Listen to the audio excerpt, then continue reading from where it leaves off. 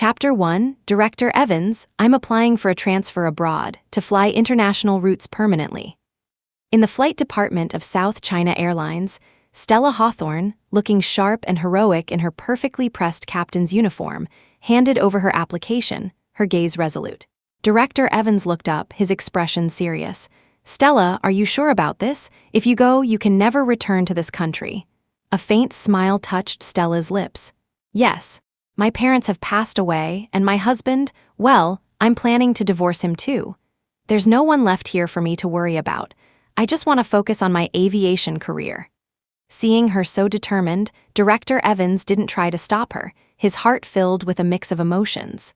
Since you've made up your mind, I won't hold you back. You're South China's only female captain. You deserve to make your mark on a larger stage. Stella, some birds are destined to fly further, for their wings are inherently sharp and ready. I'll notify you when the transfer procedures are complete. After leaving the flight department, Stella looked at the bright, sunny weather and felt a great sense of relief. As soon as she got home, a gift box on the table caught her eye. Julian Ashworth was sitting on the sofa reading a book, wearing a pair of gold-rimmed glasses. Noticing her return, he looked up and said calmly, "The gift box on the table is your birthday present. Happy birthday." She gave a self-deprecating smile, feeling a little weary. "My birthday was yesterday. You've got the date wrong." Hearing this, he paused for a moment, then said, "I'll remember next time." He was always like that, his expression placid, as if she could never stir any emotion in his heart. "I'll remember next time." He had said those words countless times, but each time he never actually remembered. Suddenly, Mr. Finch, the butler, approached. "Sir," he said respectfully, "the roses have been air-freighted, and a florist has been arranged to care for them meticulously. The necklace has also been acquired from Sotheby's, and a reservation has been made well in advance at Miss Monroe's favorite restaurant." Julian Ashworth nodded and added, "Momo likes peace and quiet. Remember to clear out the venue for her birthday beforehand." Listening to his solemn instructions, Stella felt an overwhelming sense of irony. Serena Monroe's birthday was still 3 months away, yet he was already making such elaborate preparations. Her own birthday had just passed, and he hadn't even remembered. Love and the lack of it, just a word's difference, yet a world apart. She and Julian Ashworth had met through an arranged meeting. At their first meeting, he had proposed marriage, and she had agreed without hesitation. It was because she had secretly been in love with him for years. To meet the man she adored on a blind date, how fate had smiled upon her. So, for 3 years of marriage, even though he rarely came home, even though they exchanged fewer than 100 sentences in a year, even though when they were intimate, he looked at her with eyes devoid of any warmth, she endured it willingly, believing he was simply cold by nature. In that case, she would do her best to be Mrs. Ashworth, content to spend her life with him, daring not to hope for more. Until 3 months ago, when a girl named Serena Monroe suddenly appeared. That was the first time Stella had seen such an expression, bordering on ecstatic joy, on his usually cool, composed face. It was as if a long, stagnant pool of water had suddenly begun to flow.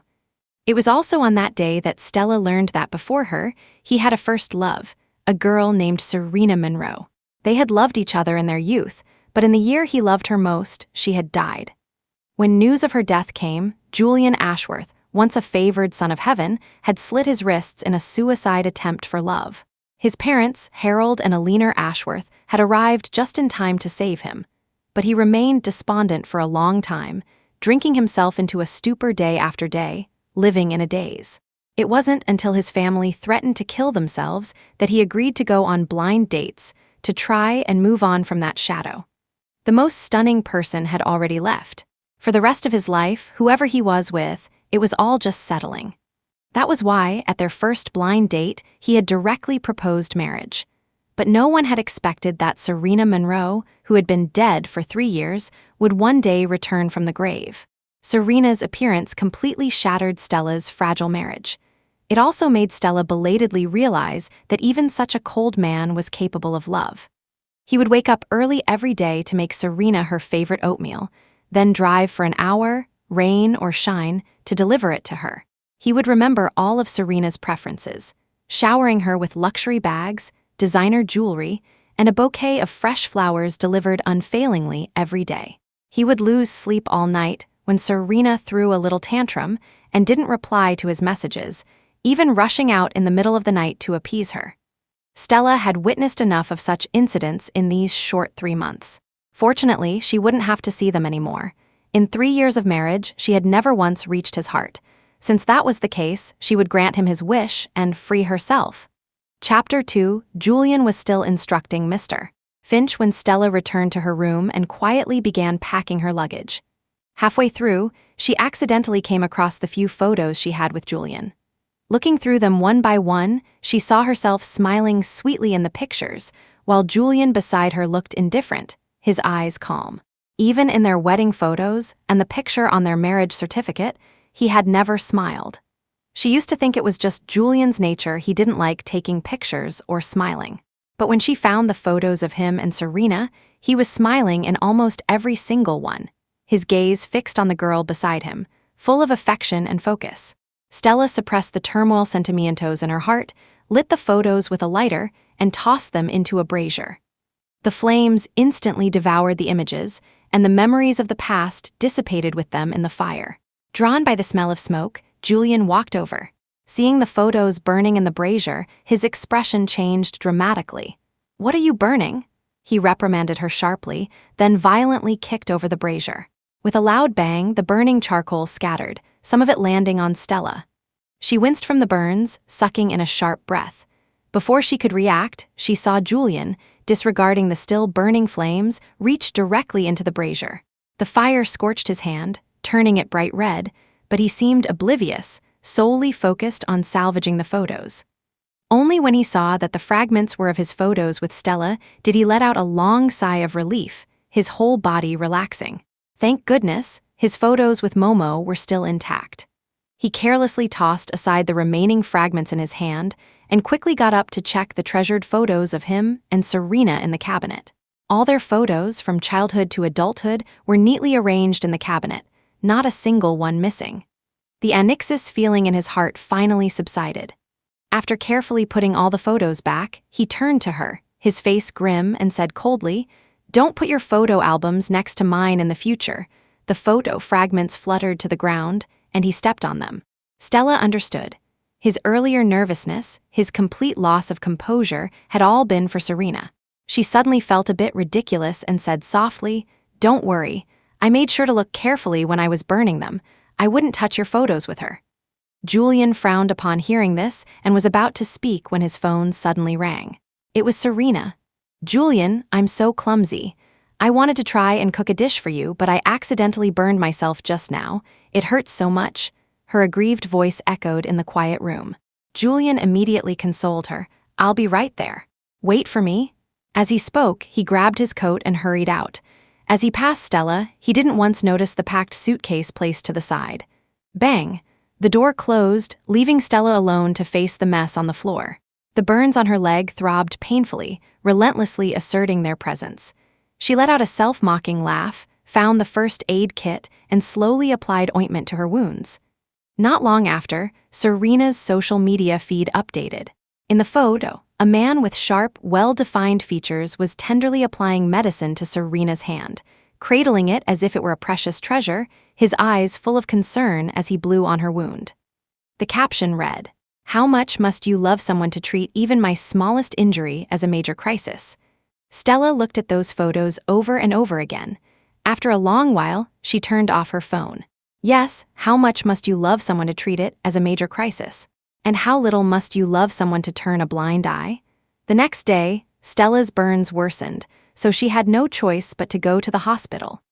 Just as she finished her checkup and bandaging and was about to leave, she inadvertently saw two familiar people while passing through a corridor. Julian and his best friend, Ethan Cross, who was also the director of this hospital. "I'm telling you, Julian, was all this fuss necessary? It's just a minor burn. It would have healed soon even if she came later. Reserving an entire floor of the hospital for her is one thing, but making me, the director, personally attend to her." Ethan's tone was light, but Julian replied, "Momo is in pain. I feel it 1,000 times more than she does." Hearing this, Ethan tusked a few times, exclaiming how cheesy it was. Since you love Serena so much, does that mean you'll be divorcing Stella Hawthorne soon? After all, she was just someone you married to appease your family, a compromise. Serena is your true love. This time, Julian remained silent for a long time. For some reason, he didn't give an immediate answer. Only after a long pause did he say softly, "It's not the right time yet." His words surprised not only Ethan but also Stella, who had overheard. His beloved had returned. After the initial euphoria, shouldn't he be thinking about divorcing her? Why the silence? What do you mean, not the right time? You haven't developed feelings for Stella, have you? What about Serena then? She barely made it back alive. Is she supposed to wait for you forever?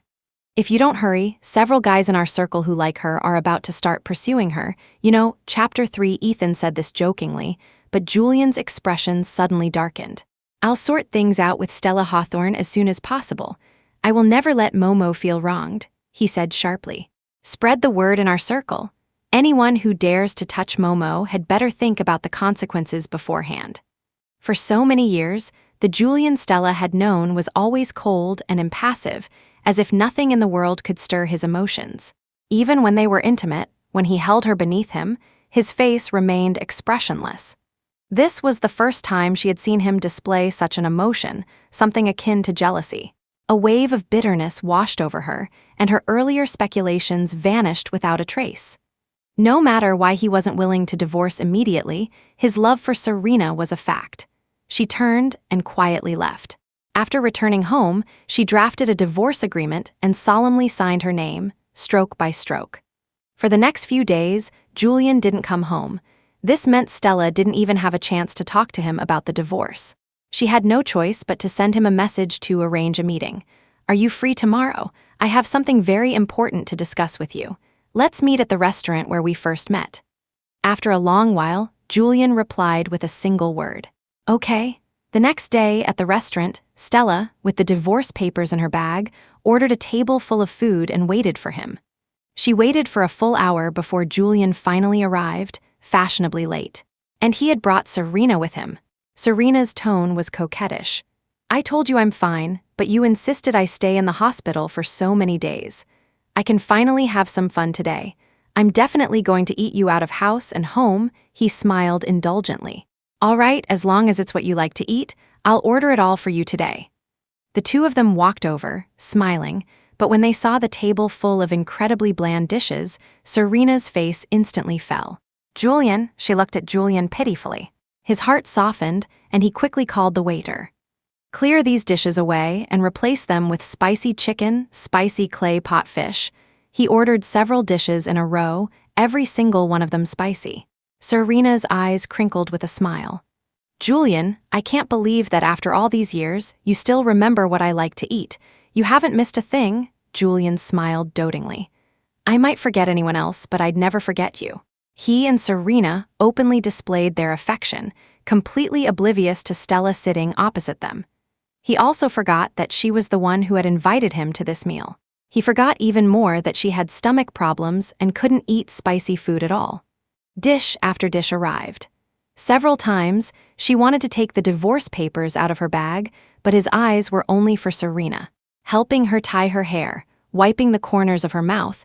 Even when pouring water, he didn't forget to test the temperature for her. They had been married for 3 years.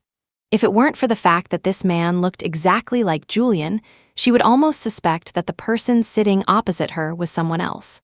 Otherwise, why had she never seen him do these things, or show this kind of expression, in 3 whole years? Seeing the time tick by, Stella finally took the divorce papers out of her bag. Julian Ashworth, let's get a div. She was halfway through her sentence when she was interrupted again. Julian, try this. It's delicious. Serena placed a piece of food in his bowl, urging him to try it. It was seafood, something he never ate, something he detested. But now, he smiled indulgently, then picked it up and put it in his mouth. Chapter 4, Stella clutched the divorce papers in her hand, her attempt to speak once again ending in failure. Just then, a waiter was carefully carrying a hot pot. Due to the slippery floor, he momentarily lost his balance, and the pot tilted. The scalding soup instantly splashed towards Serena. Julian's expression changed, and he instinctively pulled Serena into his arms, using his broad back to shield her from the hot liquid. Almost instantaneously, his entire back was soaked. A small patch of exposed skin on the back of his neck turned red, and steam rose from his scalded back. The waiter cried out in alarm. Julian's forehead broke out in a cold sweat from the pain, the veins on his neck and arms bulging, yet his first concern was for Serena. "Momo, are you okay? Did you get burned?" Serena had been well protected and hadn't been touched by a drop of soup, but she was still in shock and hadn't quite recovered. After a long moment, she came to her senses, tears streaming down her face. "I'm fine, Julian. Why were you so foolish? Who asked you to shield me?" Julian quickly took her hand, comforting her gently. "Don't cry, don't worry, I'm fine."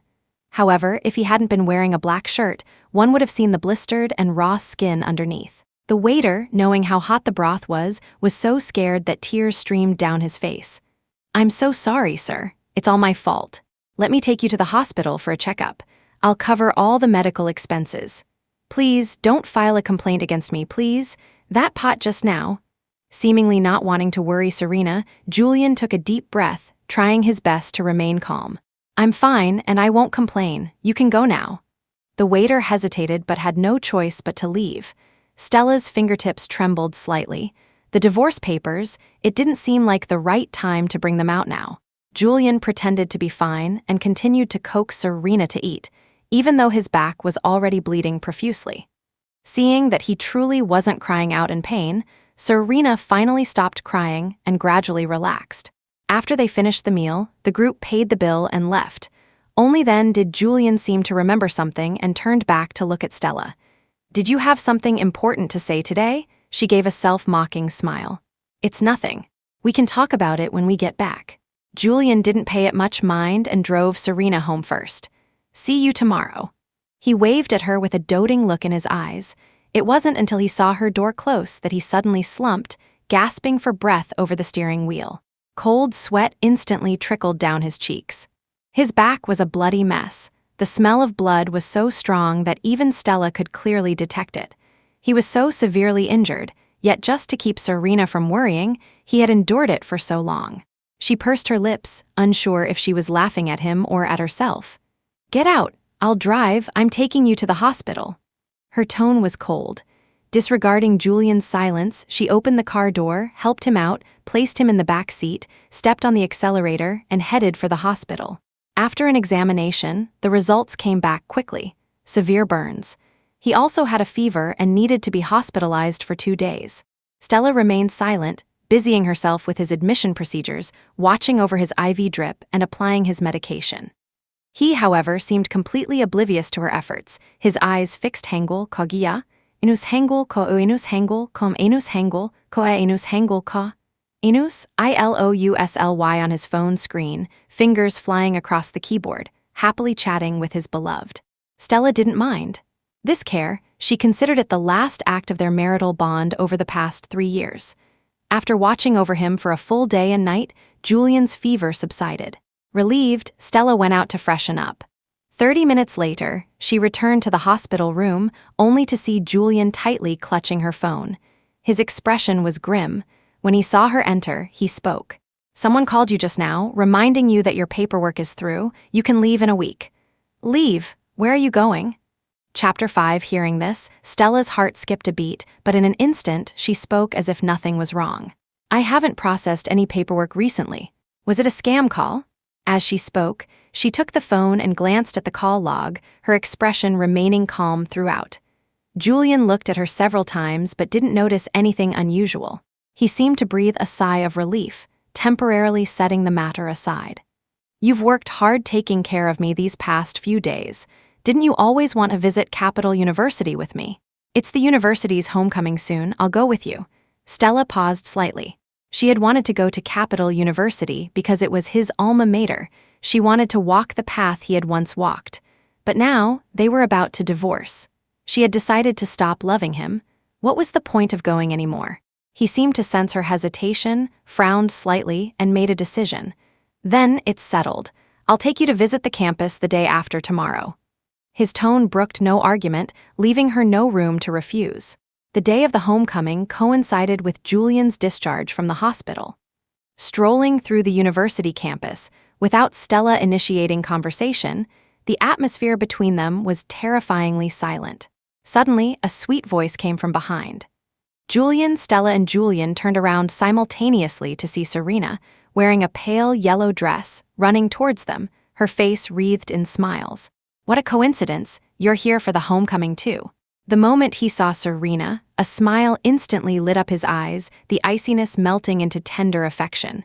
You're wearing so little, aren't you cold? How could I be cold?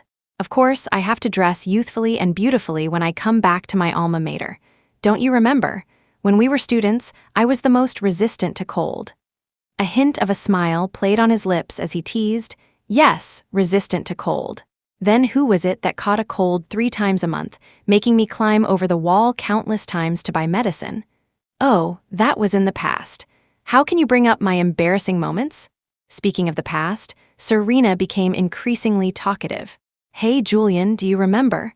That man-made lake, we often sat on the bench by the lake chatting after we got together. That very spot, we used to sit there often. In the summer, you even picked a lotus flower for me. I still remember it now. Following the direction of her finger, they saw a young couple sitting on a bench, embracing and kissing.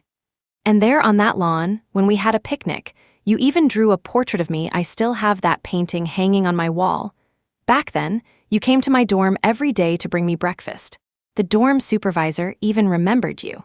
You have no idea how envious all the girls in the school where that Capital University's campus heartthrob doted on me so much. As they walked, Stella, the third person in their group, was left behind. It wasn't until Julian's phone suddenly rang and he had to find a quiet place to answer it that Stella and Serena were left alone. Stella and Serena had nothing to say to each other. Just as Stella was about to find an excuse to leave, Serena's expression suddenly changed. The innocent and lovely demeanor from moments ago vanished, replaced by a contemptuous smile. Miss Hawthorne, I'm sure you've seen how much Julian loves me these past few days, haven't you? Unexpectedly, Serena laid things out so bluntly. Stella's face stiffened, and she looked directly at her. If Julian hadn't thought I was dead, and if those old fools, the Ashworths, hadn't forced him to go on blind dates by threatening to kill themselves, he would never have been with you. Now that I'm back, if you're not prepared to step aside, aren't you just humiliating yourself? Actually, even without Serena saying it, Stella had already decided to leave him and the Ashworth family completely. But hearing her provocative and disrespectful words, Stella's expression turned cold. Miss Monroe, no matter what, I am currently Julian Ashworth's legal wife. Are you saying these things to me because you want to be the other woman? Hearing this, Serena's face turned extremely ugly, as if a sore spot had been poked. A surge of anger rose in Serena's chest. Seeing Stella about to go downstairs, she suddenly raised her hand and pushed her hard. Caught off guard, Stella fell backward. Her body hit the ground hard, tumbling down. Intense, piercing pain shot through her limbs, almost making her lose consciousness. Even though she tried to protect her head and hands, she still fell heavily. Blood trickling from her head blurred her vision. In the moment before she fainted, she thought she vaguely saw Serena also stage a fall. Then Julian's panicked voice came through. Momo, what happened? Are you okay? Serena's tears came on cue. Julian, I'm fine, I just twisted my ankle. Quick, go save Miss Hawthorne, she's bleeding so much. Why do you care about her? You're the most important person to me. I only care about your safety. Julian's words struck Stella like a thunderbolt, shaking her to the core, making her limbs tremble with pain. Even though she knew he didn't care about her, she never knew he could be so heartless. They say even a brief marriage fosters deep affection. Julian Ashworth, oh, Julian Ashworth. Married for 3 years, did I truly leave not a single trace in your heart? Chapter 6. When Stella opened her eyes again, she found herself in the hospital. Don't move, a nurse, who was just about to change her dressing, quickly stopped her as she tried to sit up. You lost a lot of blood, you need to rest properly.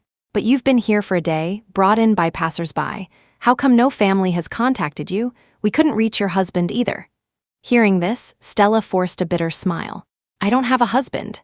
After 2 days in the hospital, Julian finally arrived, fashionably late. Does it hurt? His words of concern brought Stella no joy whatsoever. She looked at him calmly and said flatly, Why did you come to see me? Aren't you supposed to be with Serena? For a moment, he was at a loss for words. After a while, he said, Stella, you're a captain. You've undergone all sorts of training and have good physical fitness, so I saved Serena first. Don't take it to heart. Stella closed her eyes, paused for a moment, then slowly spoke. I know, now that you've explained, you can go. He was somewhat surprised by her cold tone and attitude. After a while, he said, I came to take care of you. You took care of me before, didn't you? That's what spouses do for each other. Spouses? Not for much longer. Afterward, no matter what Julian said or did, she maintained a placid demeanor. It was as if their former roles had been completely reversed. For some reason, Julian felt an inexplicable unease, a sense that something was subtly spiraling out of control. But as soon as Serena called, he would instantly cast aside all tormenting anxieties.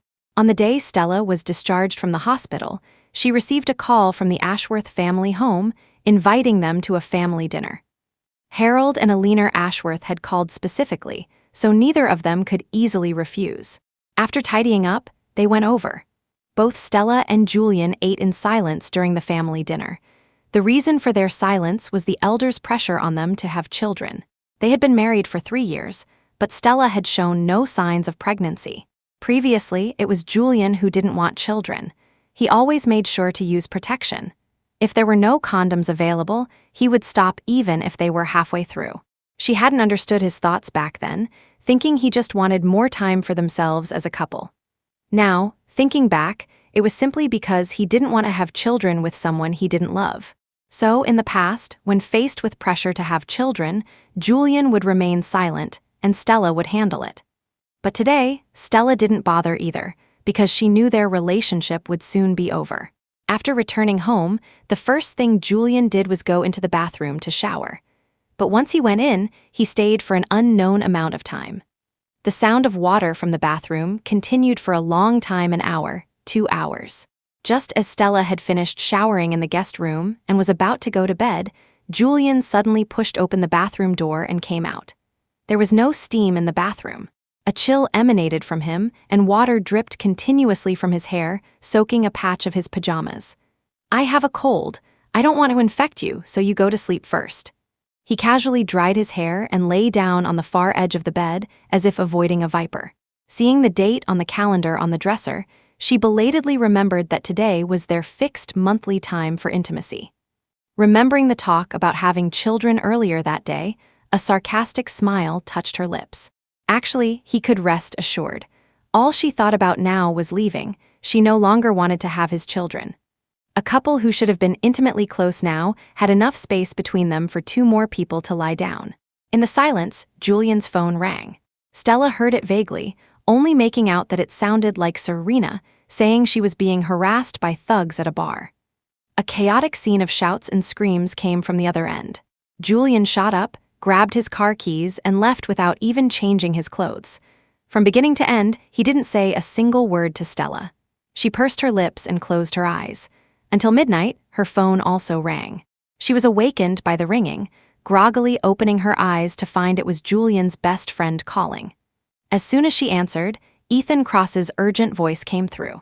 Stella Hawthorne, Julian was stabbed 5 times. He's in the emergency room right now. Get over here quickly. Stella's mind went blank for a moment. After a while, she managed a yes, changed her clothes, and headed to the hospital. Outside the operating room, Serena was sobbing, reeking of alcohol. It's all my fault. Those thugs were after me. If I hadn't repeatedly provoked them and angered them, if it wasn't to protect me, Julian wouldn't have been so seriously injured. Ethan was furious, shouting at her helplessly, You know it's all because of you. You and Julian are both type A blood. If you feel guilty, then donate blood to him. What's the use of crying? Can crying save his life? No, I can't. I'm not well. Serena recoiled in fear, her face timid, making one excuse after another.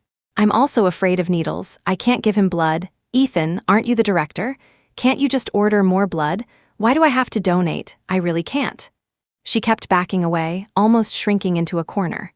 Chapter 7, Ethan's chest heaved with anger. He pointed at Serena's nose and roared. The blood bank is short. It's not easy to get more blood. We, his friends, have all seen how much Julian has loved you all these years. If you hadn't insisted on dancing with those thugs today, how would you have gotten entangled with them? You called Julian, and he came to save you without a second thought, even taking 5 stabs for you. He'd give his life for you, and now you're not even willing to donate a little blood for him. Serena, do you have a conscience? But no matter what he said, Serena still refused, even hiding back at her home, nearly making Ethan faint from anger. At this critical juncture, Stella arrived. I'm also type Ob, take mine. Ethan was stunned. After a long moment, he cursed under his breath. What the hell was this? The white moonlight he cherished more than life itself was disregarding his life, making excuses. His often neglected wife, however, offered help without hesitation. An accident reveals a person's true colors. Old Ashworth, you were so damn wrong before. Ignoring Ethan's sentiments, Stella quickly walked into the blood donation room. A nurse hurried over to draw her blood. When it reached 400 cc and the nurse was about to stop, Stella suddenly spoke. Draw another 400 cc. I know he's badly injured. It's a matter of life and death. The nurse advised sympathetically, Miss, 400 cc is already a lot for a normal person. Ethan's eyes were full of surprise. He also wanted to stop her. But Stella shook her head. I know, but isn't this a special situation? Since I'm donating, I have to save him. A total of 800 cc of blood was drawn from her body. Stella rested for a while before hearing the news that the surgery was successful. She breathed a sigh of relief. When she stood up, she nearly stumbled and fell. It was Ethan who caught her in time. Mrs. Ashworth. This was probably the first time Ethan had called her that. However, she soon wouldn't be. She pursed her lips. I'm fine. You take good care of him. I have some things to attend to, so I'll leave first. After speaking, without looking at Ethan's expression, she turned and left. After returning home, Stella took some medicine and then went straight to bed. She had 3 days left before her new assignment abroad. She had to conserve her energy.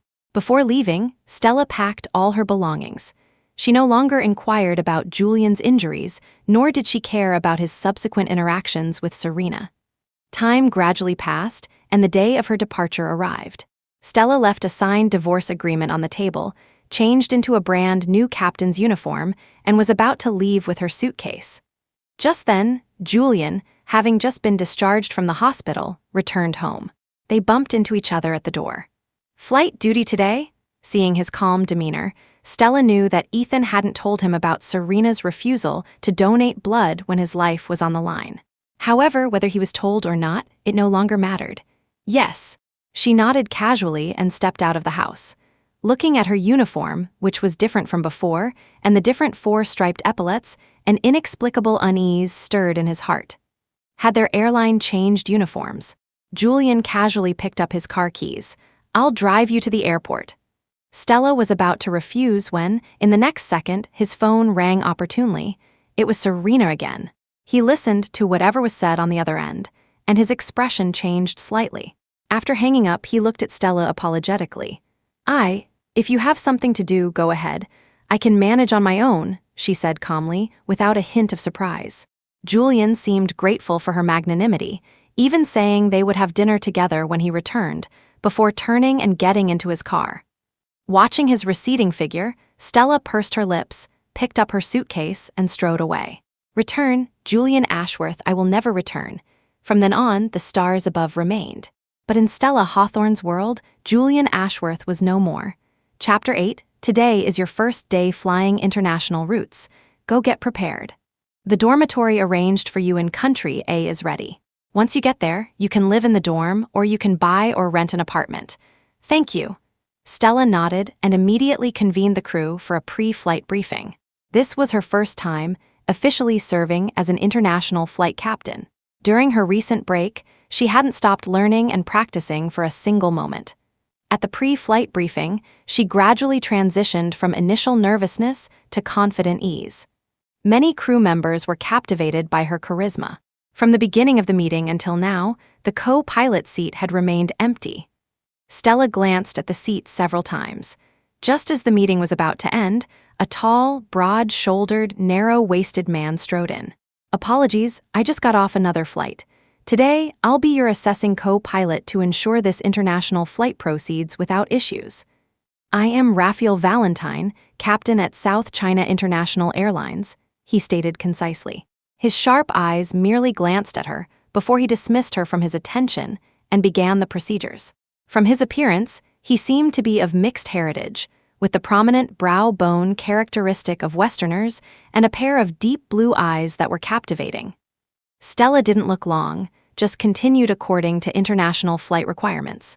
Director Evans had informed her beforehand, and she had heard the name Raphael Valentine, South China International Airlines' most outstanding captain. She would soon be one of them, too. Her expression was resolute as she began the journey to Country A without a single mistake. During the flight, she was clear-headed and rational, perfectly handling various unexpected situations, and finally arrived in Country A for the handover. Raphael Valentine's gaze towards her gradually filled with admiration and approval.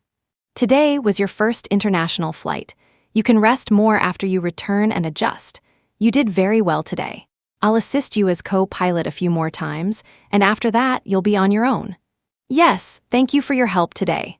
After expressing her gratitude, Stella returned to the company-arranged dormitory, intending to settle down. She unpacked, freshened up, and fell asleep. Meanwhile, on the other side of the ocean, Julian Ashworth was nearly going mad. A few hours ago, Serena had merely twisted her ankle. It wasn't serious. After dealing with it simply, an inexplicable and intense unease suddenly gripped his heart, making it pound violently. It felt as if something was about to leave him forever. Nothing will happen, he tried to reassure himself. He even managed a gentle smile. Momo, your foot is fine. Don't move around too much these few days. Let the maids handle everything. I have some things to attend to, so I'll head back first. As he said this and was about to get up, Serena grabbed his hand. Julian, can't you stay with me a little longer? If it were before, he would have stayed without hesitation. But for some reason, his heart was beating exceptionally fast today, urging him to go home and see, to be reassured only by seeing Stella Hawthorne at home with his own eyes. He hesitated for a moment, then made his decision. Momo, I have something to attend to at home. I can't stay with you. I'll definitely spend more time with you later. Saying this, he gently removed Serena's hand and settled her on the sofa. Then, without further hesitation, he strode away. Watching Julian's receding figure, Serena stamped her foot in anger, and a sharp pain shot through her ankle. Hiss, she sucked in a cold breath, feeling extremely aggrieved. Why did she feel like Julian had changed so much? Ever since she came back, he was very different from before. She had risked her life to come back. Why could he choose to let her go so easily? It wasn't fair. Serena didn't mention a word about the kindness shown to her by the villagers' family in the fishing village, nor her betrayal. Chapter 9, Returning Home. The living room was pitch black, without a sliver of light. Perhaps Stella was still at work. He never knew her work schedule. Of course, he had never bothered to find out. After turning on the lights, a document lay on the most conspicuous spot on the coffee table. Inexplicably, his heart grew increasingly flustered. He didn't even dare to look at what that document was. Maybe it's a student's thesis. He tried to deceive himself, but lacked the courage to pick up the document. No matter how much he resisted, the words on the document kept drilling into his eyes. Divorce agreement? Seeing these two words, Julian's mind went blank, almost unable to think. He quickly picked up the divorce agreement. Without looking at the contents, he flipped directly to the signature page. The clear, bold words, Stella Hawthorne, fell into his vision. His field of view gradually narrowed until only these three words remained. Ha! Stella Hawthorne? She wants a divorce. After a long silence, Julian sneered, but the expression on his face was exceptionally ugly. I haven't even mentioned divorce. How dare she? Though he said this, he looked as if he had suffered a tremendous blow, his expression shattered, an aura of fragility enveloping him. He was utterly incredulous. Clearly she likes me, doesn't she? But why is she the one to propose divorce first? Julian couldn't understand. The hand clutching the divorce agreement trembled ceaselessly, unable to calm down for a long time. He had clearly thought about divorce before. He had even told Ethan Cross he would handle it soon. But for some reason, he couldn't bring himself to make the final decision. Sometimes he thought, having such a marriage didn't seem too bad, perhaps not terrible at all. At least the person he loved could still be by his side. But now, Stella Hawthorne had completely shattered this wishful thinking. She didn't want to continue anymore, so she initiated the divorce. But now, the one who didn't want a divorce seemed to be him. Seeing this long-awaited divorce agreement, he should have been happy. But now, holding the pen, he couldn't bring himself to sign his name. Did he really want a divorce? Divorce meant he would have no more connection with Stella Hawthorne. Julian hesitated, his mind in a mess, unable to make a decision. The tip of the pen hovered above the paper for a long time. In the end, he wrote nothing and tossed the pen aside. He leaned back on the sofa, closed his eyes wearily, his entire being exuding desolation. His mind kept replaying Stella Hawthorne's unusual behavior during this period. When did she start thinking about divorce? Perhaps from the day Serena returned from the dead, or perhaps after repeated disappointments. That day they met at the restaurant was the important thing she wanted to say but couldn't, about divorce. When he was sick in the hospital, was the thing she hesitated to show him the divorce agreement. That phone call from half a month ago, it wasn't a scam call at all, was it? She really had been transferred. She really wanted to leave him after figuring this out. Julian opened his eyes in despair, his heart overflowing with a bitterness that almost spilled out. So she had been planning to leave him all along. Perhaps, during this time, he had already had a premonition. He had made countless calls to Stella Hawthorne on his phone, but not a single one was answered. Chapter 10 time ticked by. Even when his phone ran out of battery, Stella still hadn't answered. Not only that, but there was no response from any other contact method either. Julian felt anxious and uneasy. He desperately wanted to speak to her face to face, to ask her what she was really thinking. But he was utterly helpless. It wasn't until the sun rose the next day, around 8 o'clock, that he, with bloodshot eyes, drove to South China Airlines. "Hello, I'm Captain Stella Hawthorne's husband. Could you please help me find her?" The receptionist hesitated, unsure if she should tell him the truth. Just then, Director Evans happened to be walking out. He raised an eyebrow when he saw Julian and helped the receptionist out. "You can go about your work. I'll tell him about Stella Hawthorne's situation." Then, he led Julian to the reception room and turned to look at him with a serious expression. "You are Stella's husband. Do you have proof?" Hearing this, Julian took out their marriage certificate and placed it in front of Director Evans. After confirming it, Director Evans didn't look at it again, just sneered. "You, as a husband, don't seem to have done a very good job. She was once a bird soaring freely in the sky, and it was you who caged her, selflessly keeping her by your side. Look, the photos on this wall are all of outstanding captains throughout our history. Stella Hawthorne is the first female captain in the history of South China Airlines. Her excellence is enough to earn everyone's admiration. This wall has photos of her since she joined, except for the 3 years she was by your side. Now she has finally figured things out, pursuing herself and her dreams again. So, why have you come here looking for her?" Director Evans explained, looking at Stella Hawthorne's photos with undisguised admiration. Listening to his introduction, Julian also found himself drawn to her image in the photos. Standing among the crew members, Stella Hawthorne was strikingly beautiful, but what was most captivating were her bright, clear eyes. Her eyes seemed to hold infinite hope and confidence. From her, he genuinely felt her happiness. Only at this moment did Julian realize how little he knew about her. Chapter 11, he only knew she was a captain, but he didn't understand how outstanding she was. Standing in front of the plane, she seemed to radiate a dazzling light, utterly captivating. Julian felt an inexplicable sense of guilt and timidity. He unconsciously pursed his lips before slowly saying, I came to find her, to tell her I don't want a divorce. She left me a divorce agreement and disappeared. Before she left yesterday, she told me she had a flight mission. I'm a little worried about her."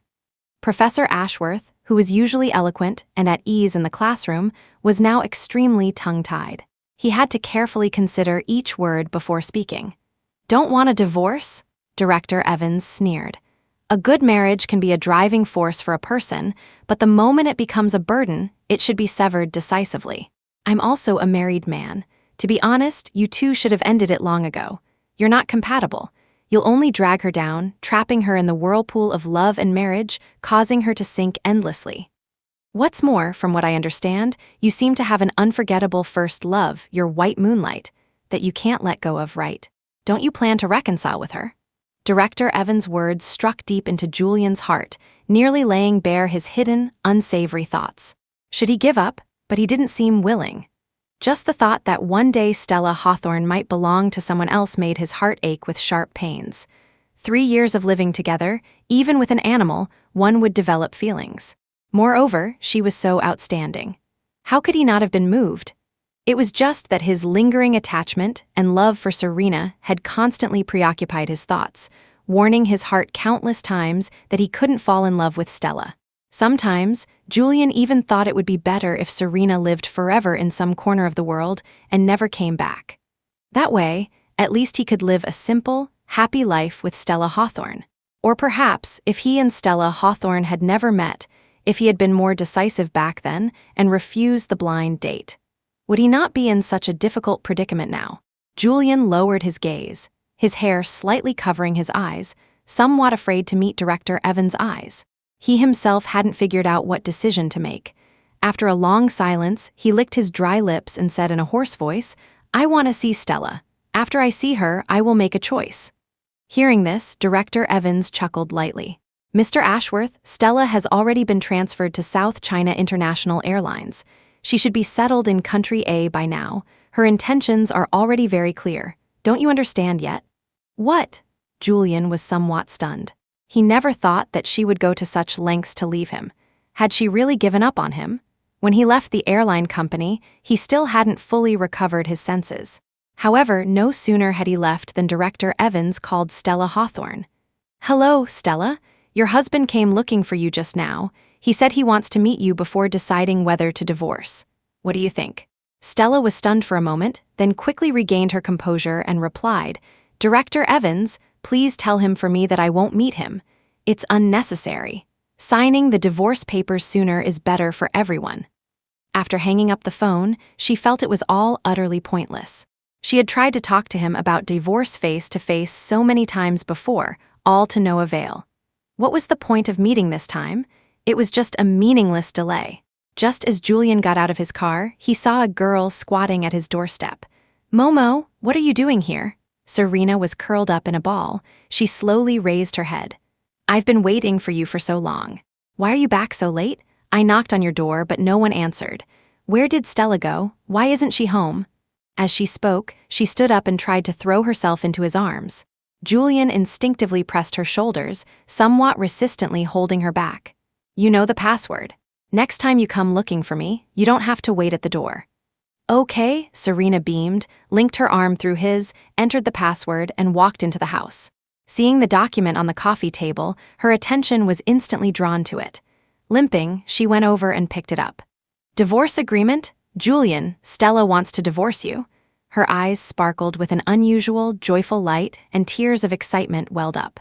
When she looked at the signature line at the end and saw only Stella Hawthorne's name, but not Julian Ashworth's, her heart skipped a beat.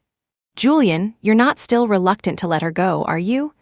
As soon as this question was asked, the entire villa fell into dead silence. It was so quiet you could hear your own heartbeat. Julian remained silent, while Serena looked at him with tear-filled eyes. "Julian, if you don't want a divorce, then should I give up? Is it because of me that you two are getting divorced? It's my fault. Maybe I shouldn't have come back alive from the beginning. I should have died at sea. That way, I wouldn't have become an obstacle between you two." She pretended to be stubborn, threw the divorce agreement in his face, and ran out, limping. Chapter 12. "Momo, it's not what you think." Julian quickly chased after her, anxiously searching circle after circle in the villa complex, finally finding Serena in the garden. Her ankle was frighteningly swollen. Julian's heart ached terribly. He held her and wiped away her tears. "Let's go back, okay?" "I don't want to. Julian, why don't we just call it quits?" Serena sniffled, looking at him with red-rimmed eyes, and sobbed. "I'll be like you. I'll listen to my family's arrangements, find someone random to marry, and end this life. Just like you did before. Anyway, your promise that you would marry no one but me wasn't fulfilled, so I don't need to insist anymore." As she spoke, her tears rolled down ceaselessly, making Julian's heart a mess. Reason told him that he should say he'd divorce Stella quickly and marry her. But for some reason, he couldn't bring himself to say those words. The words reached his lips, his mouth moved a few times, but only a sigh escaped. He hung his head, pondered for a long time, and finally gave a difficult answer. "I will get a divorce." After saying this, his body and mind felt inexplicably heavier. It felt like a large stone was pressing on his chest, making it hard to breathe. He regretted it almost as soon as he said it. Really? Serena excitedly threw herself into Julian's arms, looking at him coquettishly. Then let's go sign the papers now, okay? No, the word reached his lips but was forcefully suppressed. In the end, Julian didn't even know how he managed to sign his name on the divorce papers. The signature lacked any of his usual elegant style. The moment he signed it, he thoroughly regretted it. But Serena gave him no chance to regret. She quickly put away the divorce agreement and even took a photo to send to Stella Hawthorne. Julian has already signed. We're just waiting for you to come back and complete the procedures. Stella had just gotten off the plane when she saw this message. There was no surprise. They should be together by now. Her heart would no longer be moved in the slightest. Just then, a broad figure stood behind her, almost enveloping her entirely. Why are you distracted? The handover procedures aren't complete yet. Raphael Valentine's initially good mood inexplicably turned complicated for a moment when he glanced at the content on her phone. It was unclear whether it was happiness or annoyance. For some reason, Stella felt a kind of reverence towards him, like a student facing a teacher. She answered honestly, discussing the divorce. We've scheduled to go get the divorce certificate next Monday. Do you need me to go with you? Raphael Valentine said this abruptly, stunning Stella. What? You said. I said, do you need me to go with you? As far as I know, divorces can sometimes lead to disputes. Do you need some muscle? He said it earnestly, his blue eyes full of sincerity. Seeing him like this, she suddenly couldn't help but smile. All right then, I'll hire you as my muscle. She thought he was joking and was even surprised that someone as serious as him would make jokes. However, in the next second, Raphael Valentine's reply completely stunned Stella. Okay, tell me the address. I'll go with you that day. Uh-huh, are you serious? Yes, perfectly serious. Hearing his sincere answer, a hint of annoyance flashed in her eyes. She just wanted to take back what she had just said. But unfortunately, the words had been spoken, and he had taken them seriously. There was no helping it. Taking him along wouldn't hurt. Chapter 13, Monday was the day Stella and Julian via Serena had agreed upon. Julian arrived at the entrance of the registry office as scheduled. Over the past few days, he had been regretting the words he had spoken almost constantly. But seeing Serena's happy face, he couldn't bring himself to say any words of regret. Was he really going to get a divorce? Seeing pairs of beaming newlyweds walking out of the registry office, he suddenly felt a wave of emotion. When he and Stella got married, were they as happy as these couples? But the photo on their marriage certificate clearly told him no. Memories of that day resurfaced in his mind. After their first blind date, they had briefly met each other's parents, set a wedding date, and the very next day, they registered their marriage. Everything seemed to be on fast forward. Even now, it felt incredibly quick. But he remembered clearly that he wasn't happy at all that day. He was still mired in the despair of Serena's death and his parents' pressure, unable to muster even a faint smile. Stella, on the other hand, had a slight smile on her face. In the beginning, she too had been full of expectations for this marriage, hadn't she? How had they reached this point? Julian remained silent, unwilling to take even a single step into the registry office. Julian, Serena shook his arm and called his name several times, but he still didn't react. Serena's expression grew increasingly ugly, and a sense of losing control washed over her. But she couldn't wait any longer. She had to seize this moment to make Julian and Stella divorce. Otherwise, she feared that if she missed this chance, he wouldn't be willing to divorce next time. Just then, Stella arrived at the registry office entrance with Raphael Valentine. Julian Ashworth, I'm here. Her voice was calm and emotionless.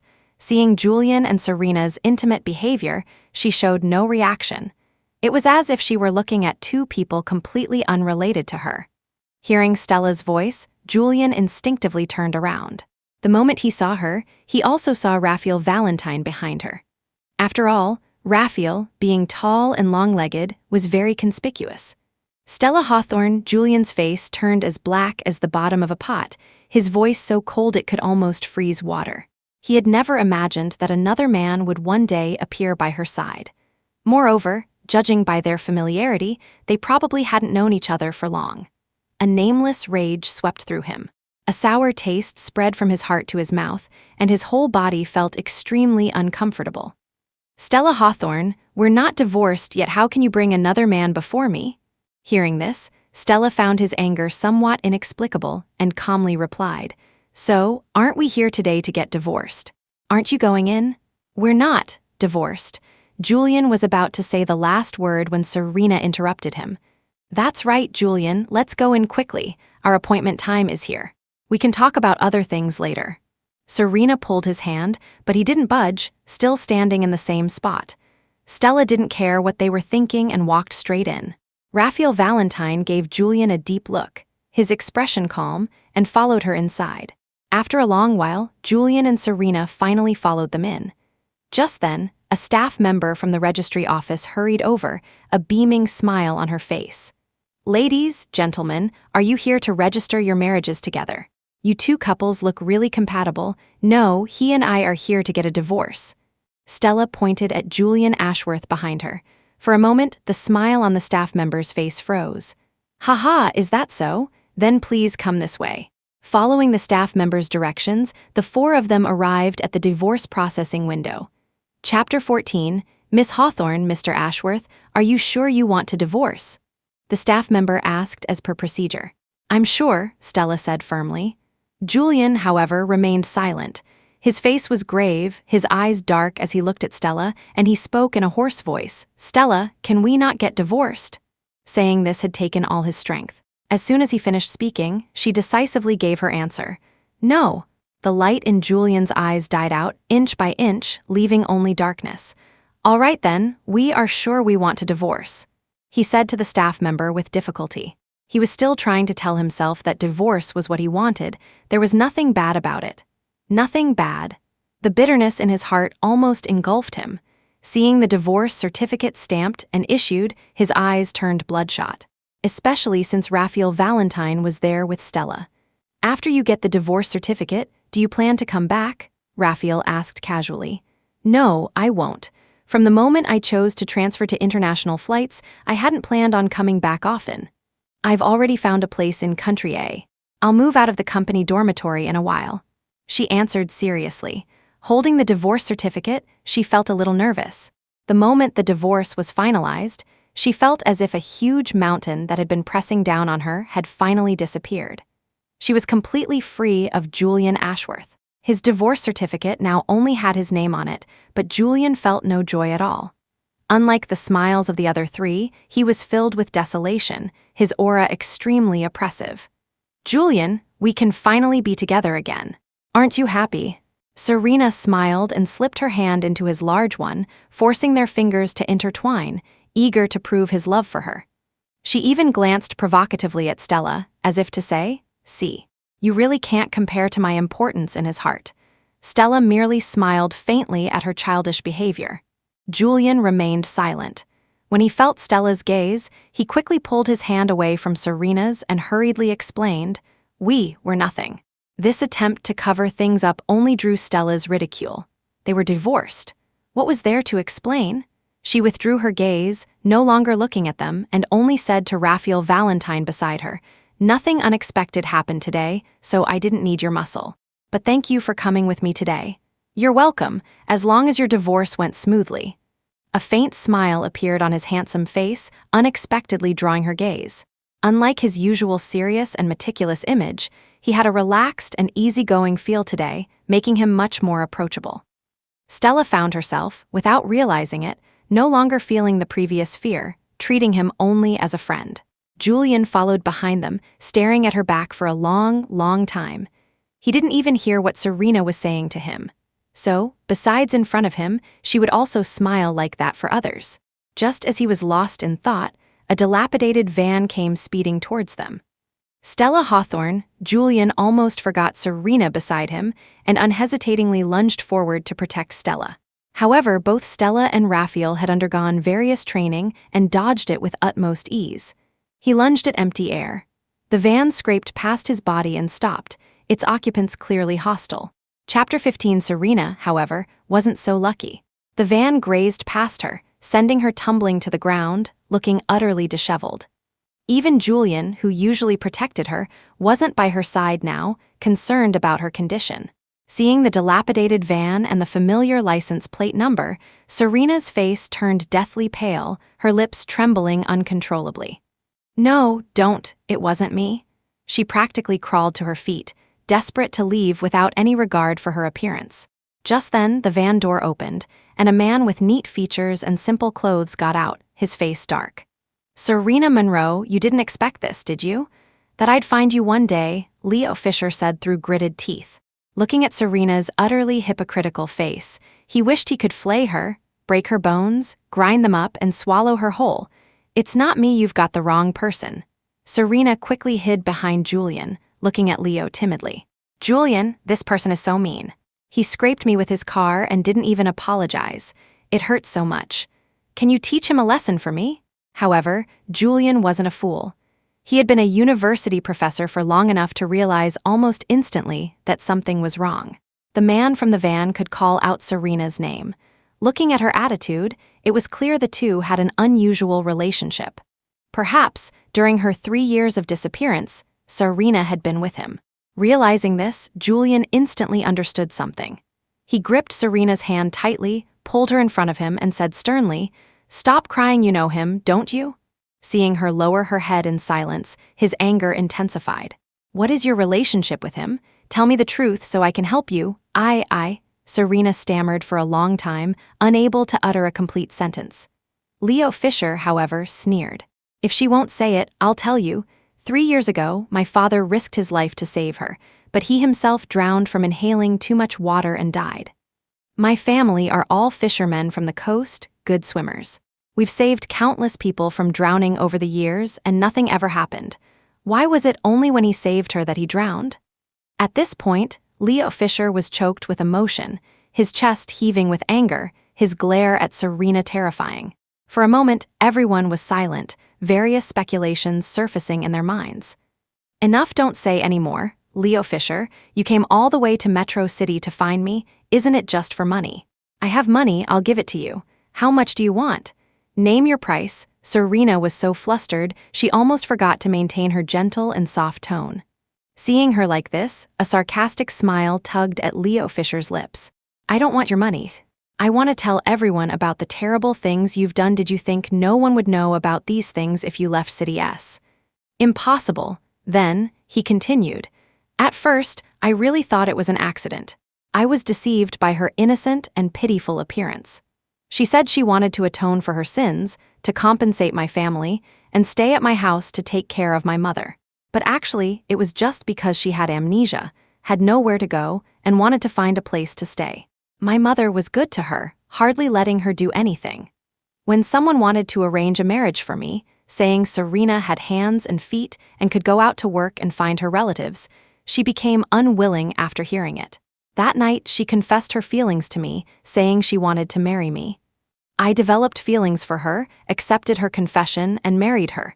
Little did I know, that was the beginning of my nightmare." Recalling the past, Leo Fisher smiled self-mockingly, hating Serena and himself. Chapter 16.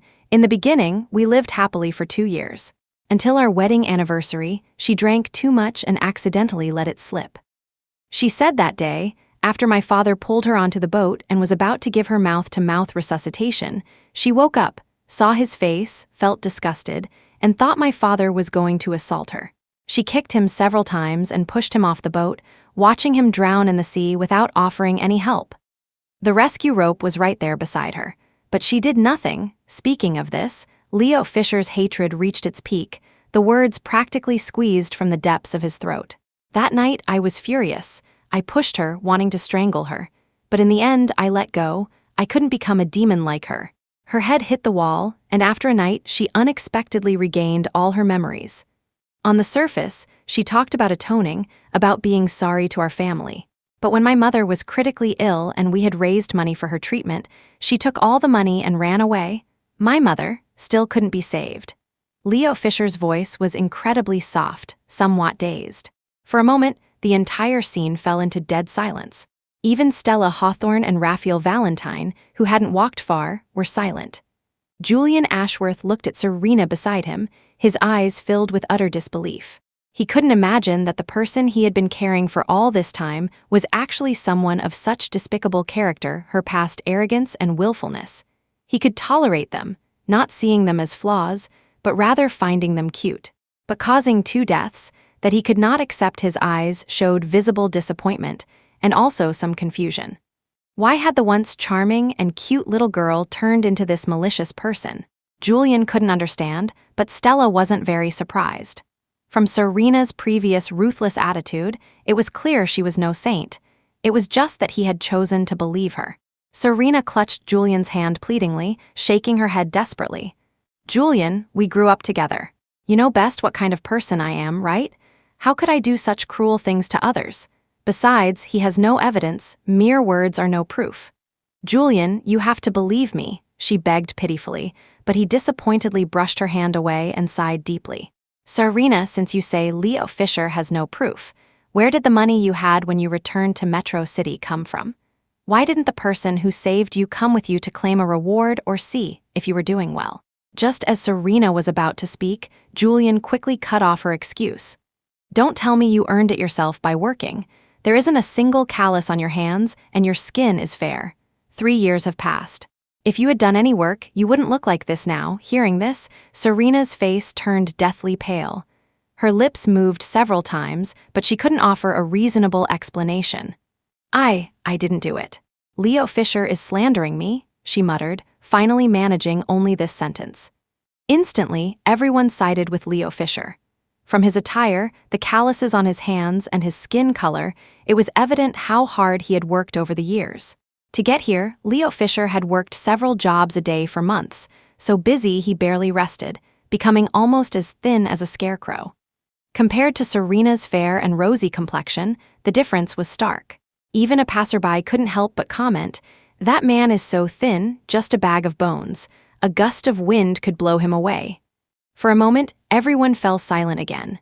Just then, the sound of a police siren approached from a distance. Serena's face instantly changed, and she turned to run.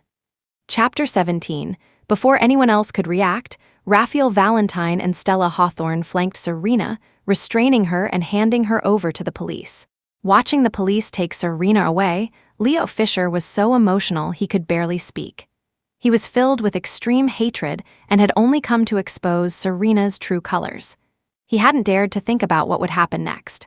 The Monroe family was quite prominent in Metro City, while he was just a small fisherman from a coastal city, completely powerless.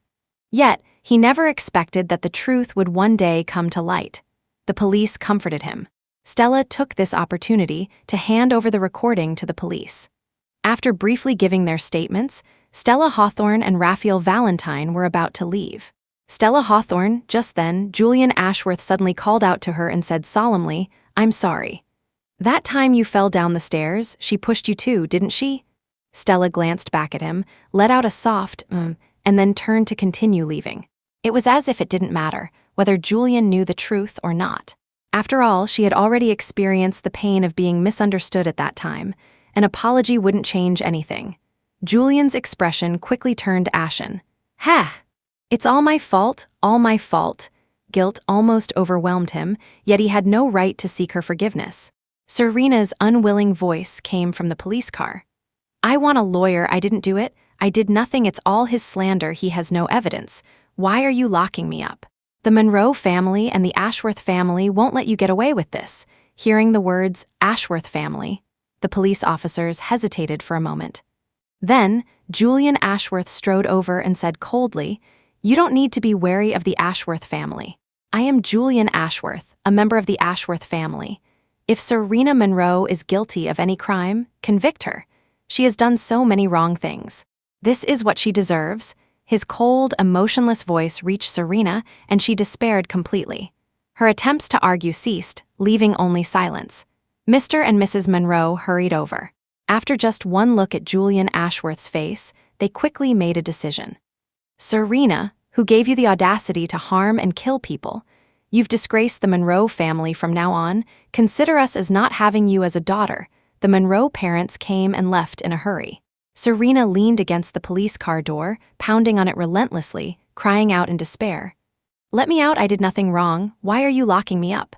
I didn't mean to harm anyone, it was an accident. Who knew he would lose his balance and fall? Just then, Leo Fisher stood outside the car, a look of vindicated triumph on his face, glaring at her fiercely. Serena Monroe, you didn't expect this, did you?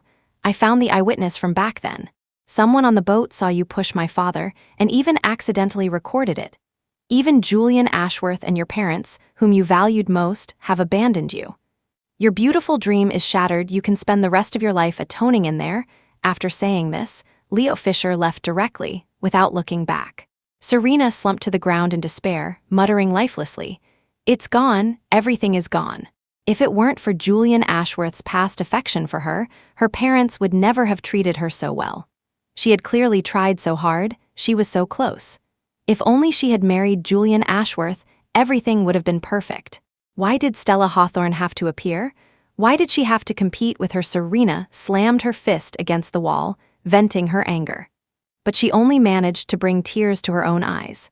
From now on, there would be no one to protect her, no one to love her. The rest of her life, she feared, would be spent in prison. Chapter 18. Julian Ashworth returned home to an overwhelming sense of desolation. The vast villa was devoid of any human presence, only a chilling emptiness. Stella Hawthorne's belongings had long been cleared out by her. Ironically, apart from photos with Serena, he couldn't find a single picture of himself with Stella in the villa. He hadn't saved a single photo of her on his phone either, so now, he had no way to even reminisce about her.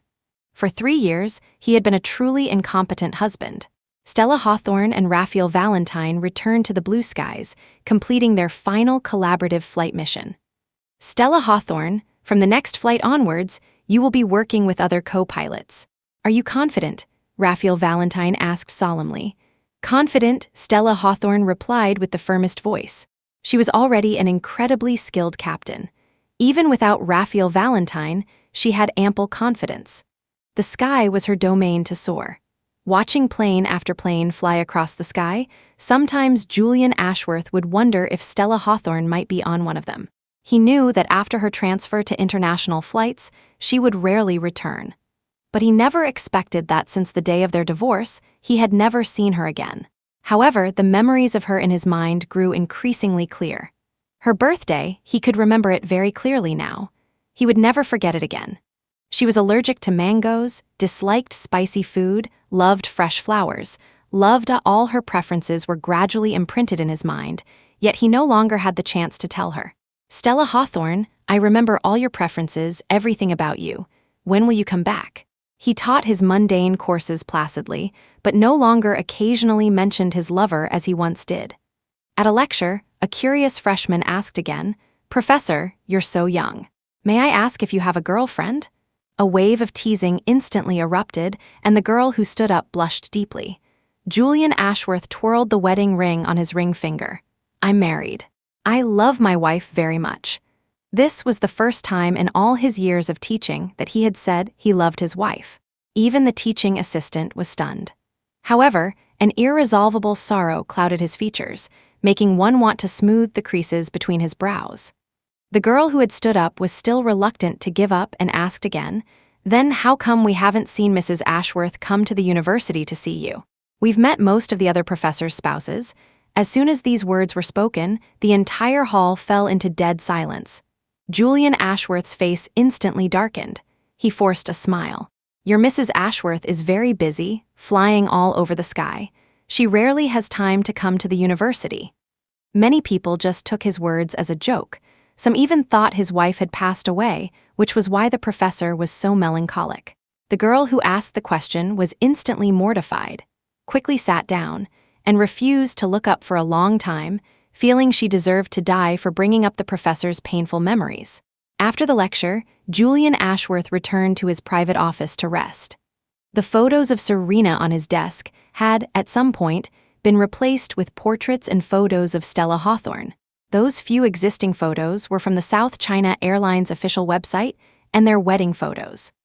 After the previous wedding photos were burned, Julian Ashworth had contacted the wedding planning company for the negatives and printed several copies, placing them in his home and office. In the photos, Stella Hawthorne smiled confidently and brightly, a smile he hadn't seen in a long time. When did that smile disappear? Even he himself couldn't remember.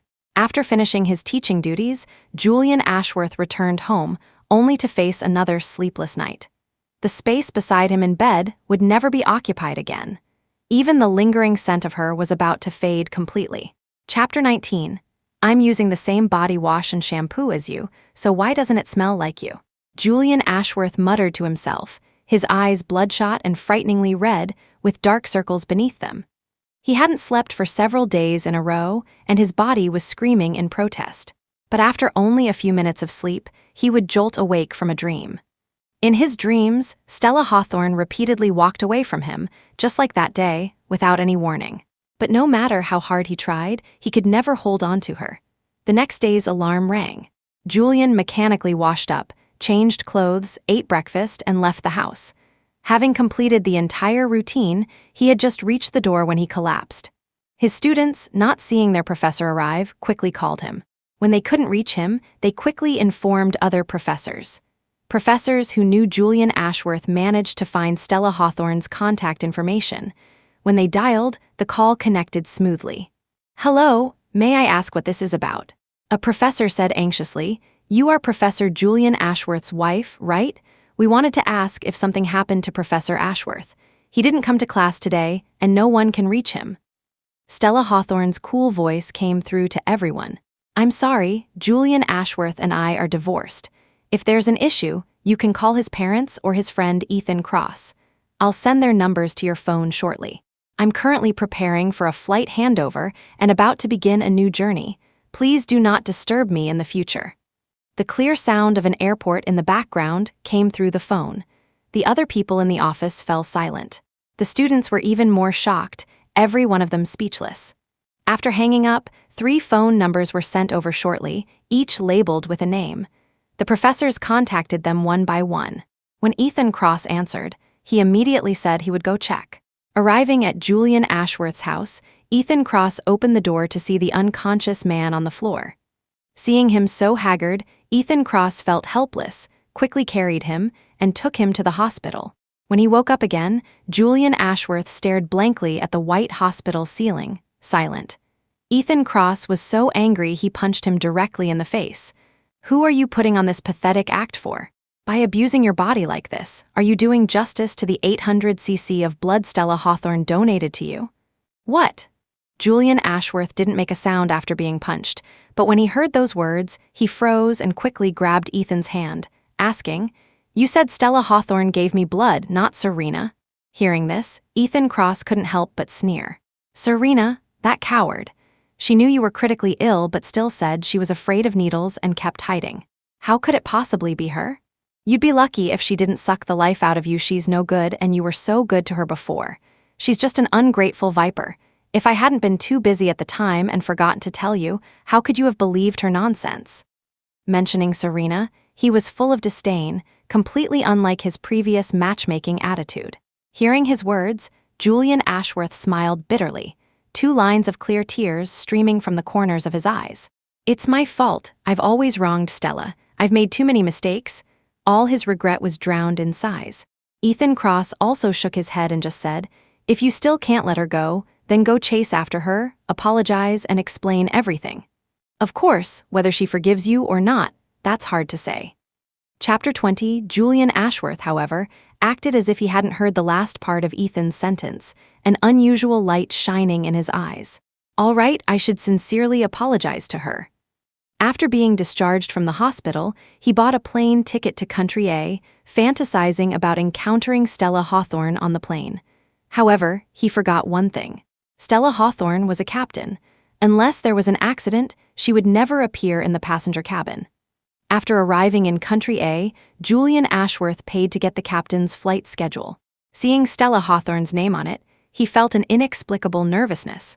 He bought a ticket for Stella Hawthorne's flight, waited at the airport for a long time in advance, went through the VIP lane, and arrived at the boarding gate early, waiting for the crew to appear.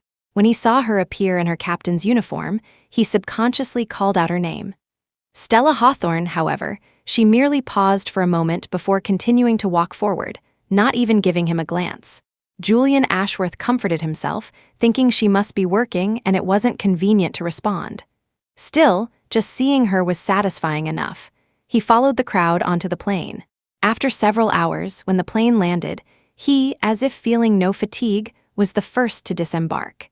Yet he deliberately lingered on the tarmac for a long time until Stella Hawthorne finished her handover before following behind her. "Excuse me, sir, staff-only access is prohibited." Security quickly stopped Julian Ashworth, motioning for him to go the other way. "If you can't find the exit, sir, our staff will guide you out." Julian Ashworth was somewhat disappointed and could only leave through the passenger exit. After chasing Stella Hawthorne like this several times, he finally caught her before she started her shift. "Stella, can we talk? I've done many things to wrong you in the past, and now I want to formally apologize." He said it sincerely, a cautious look in his eyes. Completely unlike his previous cold demeanor, where his eyes couldn't accommodate anyone but Serena. Even Stella Hawthorne hadn't expected to receive such treatment one day. She sneered inwardly but replied calmly, "All right, but there's no need to ask for forgiveness. I like my current life very much and have no intention of returning to the past." Hearing this, Julian Ashworth was momentarily speechless. "Stella, I'm sorry." He sincerely bowed his previously proud head. "During our 3 years of marriage, I didn't fulfill the responsibilities of a husband. When I accepted you, I didn't clear my heart. It was my fault. Before, I thought I didn't love you, which is why I said I would handle things between us and plan to divorce. But when you really left me, I realized that I had already fallen in love with you. On the day of the divorce, my heart was filled with countless unwillingness and reluctance. If you had shown even a hint of not wanting to divorce, I would have backed down. But you really wanted to leave me, so I could only give up and set you free." He looked at Stella Hawthorne with a hint of caution in his eyes. "I know it was you who gave me blood. If it weren't for you, I might have died in that hospital bed. I was blind. I was so good to a wicked person. I'm sorry." He lowered his head in guilt, sighing deeply. But she wasn't particularly moved. She looked up at the sky, feeling a sense of release. She hadn't expected that in this relationship, she too had been loved. However, Julian Ashworth's love was too shallow. If only he had realized earlier that she was also in his heart, perhaps they wouldn't have reached this point. But in his heart, Serena was ultimately more important. Couldn't one see that from the way he repeatedly risked his life to save Serena? Even his decision to divorce was probably not for her, but to be with Serena. Chapter 21, Stella Hawthorne just smiled and shook her head. "Julian Ashworth, none of that matters anymore. I only know that divorce was the better choice for both of us. I won't forgive you. Set me free and don't come looking for me again. After all, to me now, you're just a nuisance." "Just a nuisance?" Julian Ashworth's expression shattered, his eyes filled with disbelief. His body swayed unsteadily on the verge of collapsing. "Since that's the case, then I understand. I will try my best not to disturb you." Saying this seemed to drain all his strength, his words stumbling out. Before he could leave or say goodbye, Raphael Valentine appeared behind Stella Hawthorne. "Why aren't you leaving yet? There's a meeting today, it's almost time." His cold eyes softened instantly when they rested on her. "Oh, right, let's go now." Stella Hawthorne quickly followed Raphael Valentine's pace. The tall and shorter figures, both with excellent physiques, looked very well matched walking together, attracting the attention of many. Stella Hawthorne, Julian Ashworth suddenly called her name, making her look back. Then he only said the 2 words, "Goodbye," and Stella Hawthorne never looked back again, leaving with Raphael Valentine. "Will you be happier with him?" he muttered, his voice audible only to himself. The bitterness and pain in his heart almost drowned him. He was a man too. How could he not understand what Raphael Valentine's gaze meant? From the first moment he saw Raphael Valentine, Julian Ashworth had felt a deep sense of animosity. But now it seemed that in every aspect, he was somewhat inferior to Raphael Valentine. They were both captains, sharing an unparalleled rapport, while his brief 3-year relationship with her had left nothing behind. What did he have to compete with Raphael Valentine? Julian Ashworth felt a profound sense of powerlessness. He had personally lost her. In her heart, he had already been sentenced to death, lacking even the qualification to compete with Raphael Valentine. A text message reminder to board the plane popped up on his phone. He silently followed the crowd into the airport and boarded. The plane took off and landed. Julian Ashworth returned to Metro City, but he was still alone. Ethan Cross waited at the airport. Seeing him return alone, he understood something and sighed deeply. Julian, you broke her heart back then. It's normal that she doesn't forgive you. Life has to go on, give up. Julian Ashworth understood the truth, but he just couldn't let go so quickly. It took Stella Hawthorne's 3 years to let go of Serena. How long would it take him to let go of Stella Hawthorne? Only he himself knew that this time, he truly couldn't get over it. Every time a woman showed interest in him, he couldn't help but think of Stella Hawthorne. This love, after fermenting over time, gradually deepened. All those details he had previously ignored now surfaced in his mind, one by one. He returned to his previous routine: university, home, a 2-point line. He seemed perfectly normal, except that he visited a therapist once a month. Another family dinner. Eleanor Ashworth called several times before Julian finally answered. Julian, it's time for the family dinner. You and Stella remember to come back, don't forget. Julian Ashworth was silent for a long time before slowly replying, Mom, Stella and I are divorced. She won't be coming back. What? Eleanor Ashworth shouted in surprise, completely losing her usual dignified composure. After hanging up, Eleanor and Harold Ashworth rushed over as quickly as possible. Chapter 22, Why on earth would Stella divorce you? Did you do something to wrong her? Come on, you're coming with me to apologize, get Stella back for me. Eleanor Ashworth pointed at Julian's nose and yelled, utterly disappointed in him. Julian, however, remained motionless, merely saying softly, She won't forgive me, Mom. Give up. Seeing him so dejected, Eleanor Ashworth was reminded of how he had been 3 years ago, and her attitude gradually softened. Since it's your choice, then let it be. She pinched the bridge of her nose, feeling weary. We wronged her back then. We should compensate the Hawthorne family. But your life has to go on. You need a confidant by your side. Eleanor Ashworth tried to persuade him earnestly, even scrolling through her contacts of wealthy friends on her phone, trying to find a suitable girl to introduce to him. No need. I don't want to make another innocent person the next Stella Hawthorne. When Julian said this, even Eleanor Ashworth fell silent. She even began to reflect on whether the decision she had made back then was right or wrong. If she hadn't forced him to marry, would the outcome be different now? If Stella Hawthorne and Julian Ashworth had met in a normal way, after he had completely let go of Serena, would they have lived happily ever after? Eleanor Ashworth felt extremely guilty, her lips trembling, not knowing what to say. After a long while she sighed. Fine, fine, have it your way. As long as you can be happy, we won't force you anymore. As long as you don't try to kill yourself, we can accept anything else. Your father and I really can't bear that kind of blow again. Harold Ashworth also nodded in agreement. I'll arrange for someone to give you counseling from time to time. Being alive is important. Don't gamble with your life. Julian Ashworth shook his head. I won't.